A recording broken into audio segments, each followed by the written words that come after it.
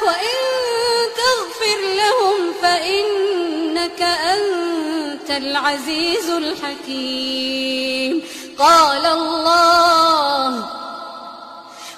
الله هذا يوم ينفع الصادقين صدقهم لهم جنات تجري من تحتها الأنهار خالدين.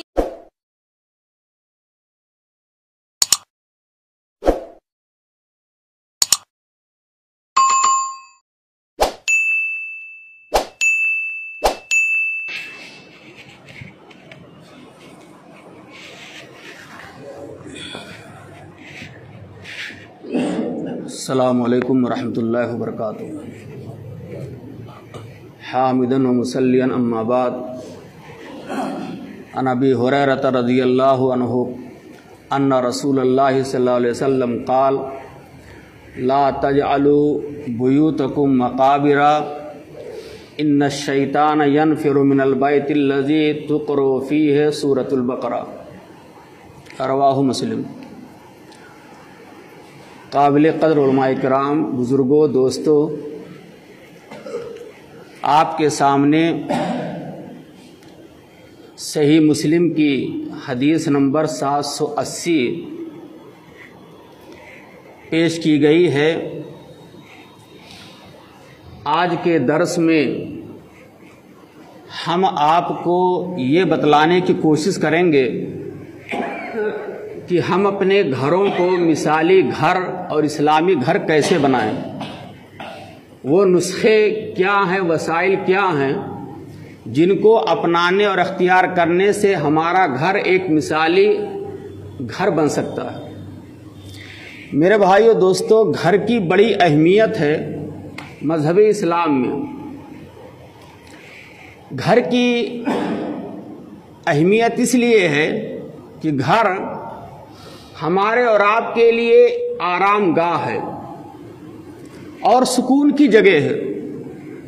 سورہ نحل آیت نمبر 80 میں اللہ نے ارشاد فرمایا واللہ جعل لکم من بیوتکم سکنا، کہ اللہ تبارک تعالیٰ کا ایک احسان یہ ہے کہ اللہ نے تمہارے لیے تمہارے گھروں کو سکون کی جگہ بنا دیا. یہ اللہ کا بہت بڑا احسان ہے.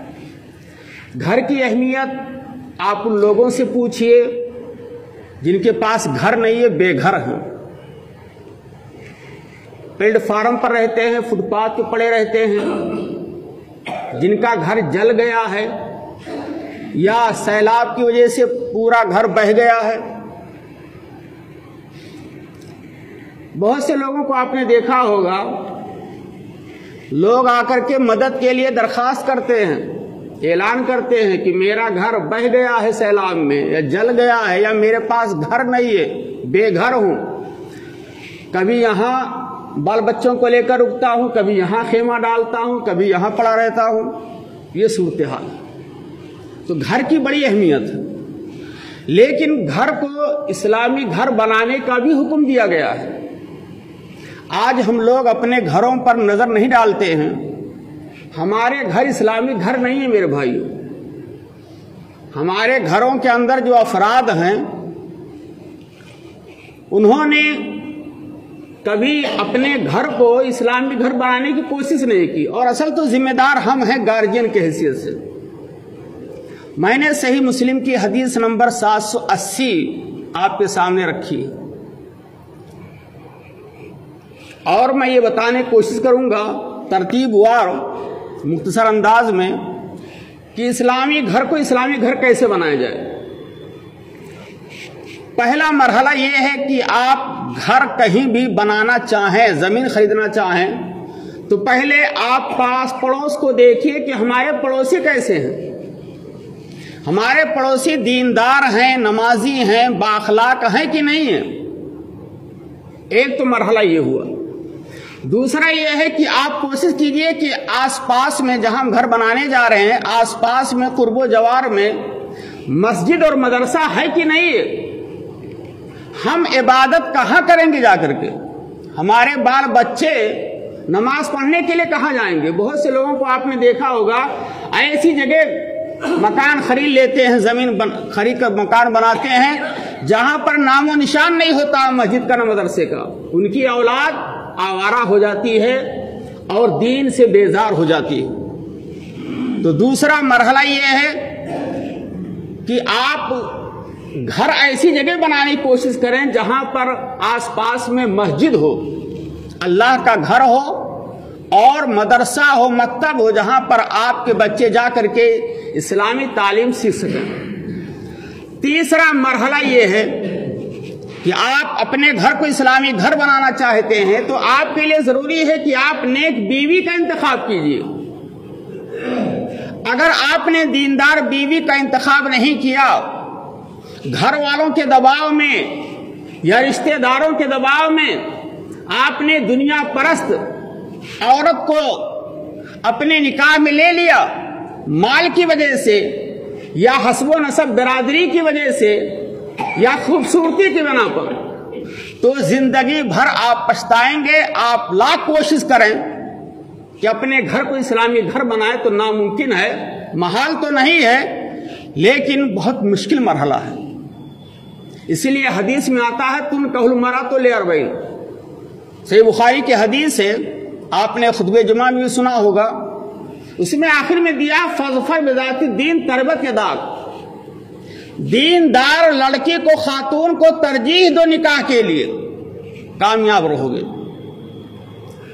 اس گھر کو اسلامی گھر بنانے کے لیے نیک بیوی کا انتخاب بہت ضروری ہے۔ وہ حدیث آپ نے بار بار سنی ہوگی، الدنیا کلھا متاع خیر متاع الدنیا المرأۃ الصالحہ، دنیا یہ مکمل فائدہ اٹھانے کی چیز ہے اور اس میں سب سے بہتر جو چیز ہے فائدہ اٹھانے والی چیز وہ نیک عورت ہے۔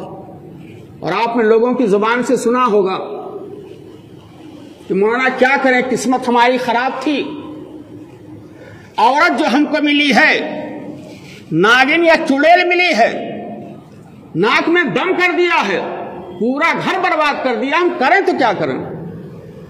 روتے ہیں لوگ۔ ماں باپ کی غلطی ہوتی ہے جو مال کے چکر میں، یا لڑکے کی غلطی ہوتی ہے خوبصورتی کے چکر میں، یا ماں کی غلطی ہوتی ہے حسب و نسب کے چکر میں، برادری کے چکر میں۔ ایسی بہو، ایسی دلہن کو، ایسی عورت کو لے آتے ہیں اپنے گھر، اور اس کے بعد مرحلہ آتا ہے کہ گھروں کو، اس گھر کی مثال جس میں اللہ کا ذکر کیا جائے اور اس گھر کی مثال جس میں اللہ کا ذکر نہ ہو، دونوں کی مثال اللہ کے رسول صلی اللہ علیہ وسلم نے حدیث میں زندہ اور مردہ سے دی ہے۔ مثل البیت الذی یذکر اللہ فیہ والبیت الذی لا یذکر اللہ فیہ مثل الحی والمیت، اس گھر کی مثال جس میں اللہ کا ذکر کیا جائے اور اس گھر کی مثال جس میں اللہ کا ذکر نہ ہو، ذکر الہی سے خالی ہو گھر، زندہ اور مردہ کی طرح مثال ہے۔ جس گھر میں اللہ کا ذکر ہو اس گھر کی مثال زندہ سے ہے، زندہ آدمی کے اندر حرکت ہے اور اس سے لوگ فائدہ اٹھاتے ہیں، اور جو بے جان ہے، مردہ ہے، وہ کچھ نہیں کر سکتا ہے۔ اگر مکھی بھی بیٹھ جائے، کتا بھی آ جائے، چوہا بھی آ جائے، کچھ نہیں بھگا سکتے، کسی کو نہیں بھگا سکتے۔ تو اس گھر کی مثال پیارے نبی نے فرمایا جس گھر میں اللہ کا ذکر ہو۔ ذکر کا مطلب یہ ہے کہ گھروں کے اندر ہم قرآن کی تلاوت کا اہتمام کریں اور اذکار مسنونہ کا اہتمام کریں، گھر سے نکلنے کی دعائیں، گھر میں داخل ہونے کی دعائیں اور سونے کی دعائیں، ٹوائلٹ میں جانے اور نکلنے کی دعائیں خود پڑھیں، اپنے بال بچوں کو بھی سکھائیں اور اذکار مسنونہ کا اہتمام کرائیں۔ ہم نے جو حدیث پڑھی، اللہ کے رسول صلی اللہ علیہ وسلم نے ارشاد فرمایا کہ لا تجعلوا بیوتکم مقابر، اے لوگوں اپنے گھروں کو قبرستان نہ بناؤ۔ قبرستان میں نماز نہیں ہوتی ہے، ایسے اپنے اپنے گھروں کو نماز، تلاوت قرآن، ذکر الہی چھوڑ کر کے گھروں کو قبرستان نہ بناؤ۔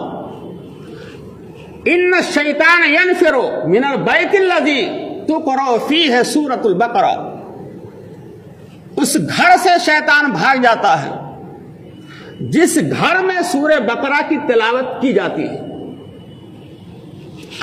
ہم نے کبھی غور کیا؟ ہم جمعہ کے دن سورہ کہف کی تلاوت بھی نہیں کر پاتے ہیں، چاہے کہ ہم اپنے گھروں پر روزانہ سورہ بقرہ کی تلاوت کریں اور اپنے اہل و عیال کو تلاوت قرآن پر آمادہ کریں، توفیق نہیں ہو پاتی میرے بھائیوں، ہفتے میں نہیں توفیق ہو پاتی۔ کتنے ایسے لوگ ہوں گے جو آتے ہیں مسجدوں میں نماز پڑھتے ہیں لیکن ان کا گھر تلاوت قرآن سے خالی ہے، ان کا گھر ذکر الہی سے خالی ہے۔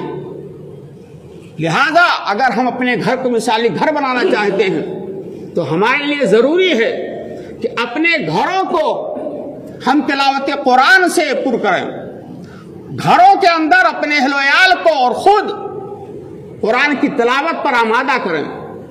آج ہمارے گھروں سے گانے کی آوازیں آ رہی ہیں، آج ہمارے نوجوان بچوں اور بچیوں کے ہاتھوں میں ہم نے شیطان کے ہتھکنڈے دے دیے ہیں، اسلحے موبائل کی شکل میں، اس سے طرح طرح کے گانے کی آواز آ رہی ہے، ننگی فلمیں دیکھی جا رہی ہیں، رات تک ہمارے نوجوان لڑکے جاگتے ہیں، جبکہ حدیث میں آتا ہے کہ جلدی سونے کا اہتمام کیجئے تاکہ جلدی اٹھیے، لیکن ہم اپنی تو فکر کر رہے ہیں لیکن اپنے گھر والوں کی فکر نہیں کر رہے ہیں۔ میرے بھائیو، سوچنے کا مسئلہ ہے، یہ بہت بڑا لمحہ فکریہ ہے، اور گھر کو مثالی گھر بنانے کے لیے ضروری ہے کہ آپ گھروں میں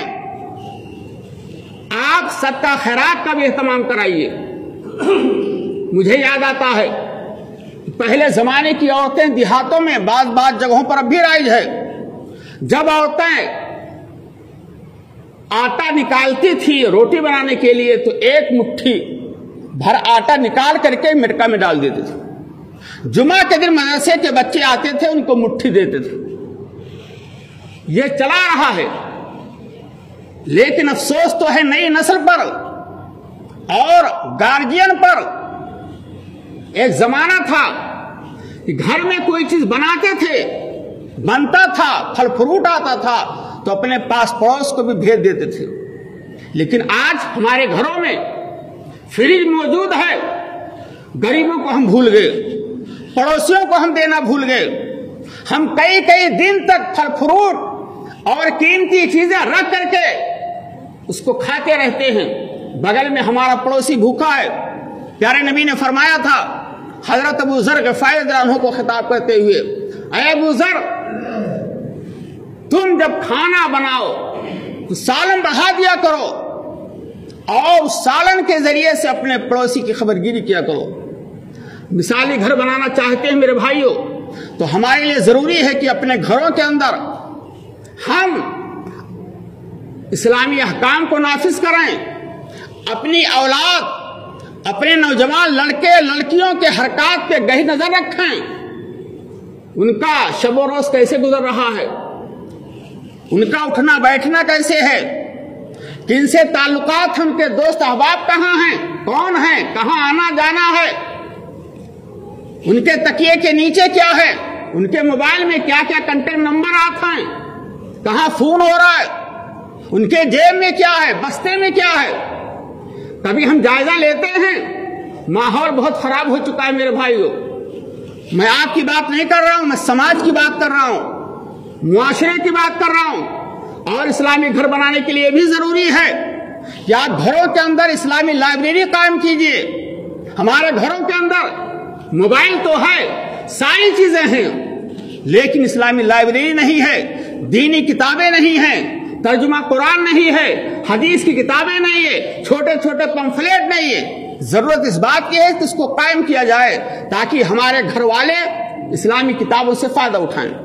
اور اسلامی گھر بنانا چاہتے میرے بھائیوں تو ایک بات کہہ کر کے میں اپنی بات ختم کرنا چاہتا ہوں، وہ یہ ہے कि कभी कभी अपने घरों में जो आपके नजदीक अच्छे उलमा, सालेह उलमा हैं, उनको बुला करके 2-4 घर वालों को इकट्ठा करके कभी छोटा सा प्रोग्राम कराया कीजिए, मसले मसाइल छेड़ा कीजिए, ताकि घर के बच्चे सुने। अहले ईमान जब घरों के अंदर दाखिल होंगे और मसले मसाइल का तस्करा होगा, तो अहले ईमान के दाखिल होने से आपके घरों में नूर पैदा होगा मेरे भाइयों, नूर दाखिल होगी। लेकिन इसके साथ ये भी कहना चाहता हूं कि हमारे घरों में पर्दे का एहतमाम नहीं है। जितने रिश्तेदार हैं सब आ रहे हैं, जा रहे हैं। हमारी बहनों से, बेटियों से कोई पर्दा नहीं है, न हमारी माँ से पर्दा है। ये कौन है? चचाजाद भाई हैं। ये कौन है? खालाजाद भाई हैं। ये कौन है? मामूजाद भाई हैं।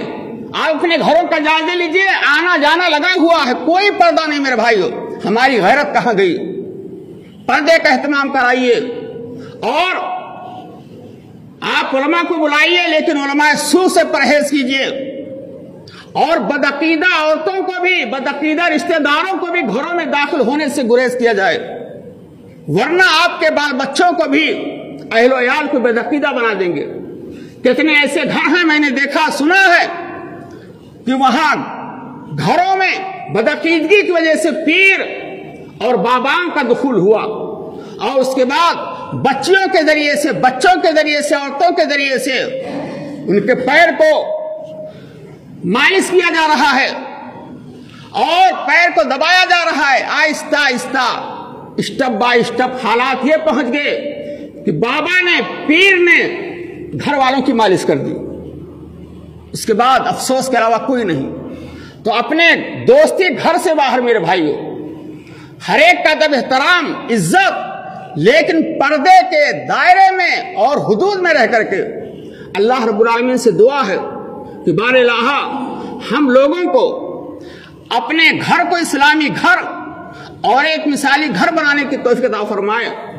अपने घर वालों पर गहरी नजर रखने की तौफीक दे और अपनी नौजवान बेटियों और बहनों को पर्दे का एहतमाम कराने की तौफीक अता फरमाए। गैर महरम के सामने बेपर्दा होने से अल्लाह ताला हम लोगों को इसकी तौफीक दे कि हम अपने बाल बच्चों को जो बालिग हो चुके हैं उनको गैर महरम के सामने बेपर्दा ना होने दें। अल्लाह रब्बुल आमीन हमने जो बातें कही हैं और सुनी हैं, हम सबको मिल करके अपने घरों को इस्लामी घर बनाने की तौफीक अता फरमा।